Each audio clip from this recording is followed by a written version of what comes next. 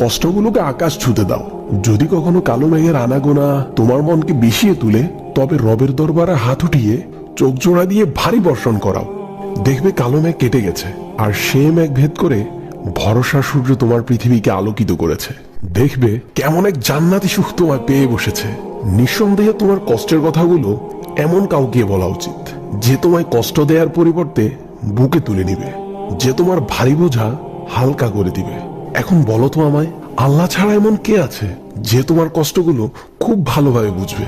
ওয়াল্লাহি, আল্লাহ ছাড়া আমাদের কষ্ট বুঝার কেউ নেই, সাহায্য করারও কেউ নেই। সবাই যা পারে তা হলো খুব করে কষ্ট দিতে, আর অনেক বেশি পরিমাণে যন্ত্রণা দিতে। আর আমাদের মহান রব আল্লাহ কেবল আমাদের তার রহমতের নিয়েই ডাকেন। আল্লাহ আমাদের সকলকে তার রহমতের নিয়ে আশ্রয় গ্রহণ করার তৌফিক দান করুন, আমিন। ভিডিওটি ভালো লাগলে বেশি বেশি শেয়ার এন্ড কপি লিংক করে দিবেন। আর আপনার যদি মনে হয় আপনার কোনো পরিচিত ব্যক্তির কথাগুলো শোনা উচিত, তাহলে তাকে কমেন্ট বক্স অবশ্যই মেনশন দিয়ে যাবেন। ওকে, ফি আমানিল্লাহ। আবারও আমাদের একতরফা কথা হবে নতুন কোনো ভিডিওতে। ভালো থাকবেন। আসসালামু আলাইকুম ওয়া রাহমাতুল্লাহ।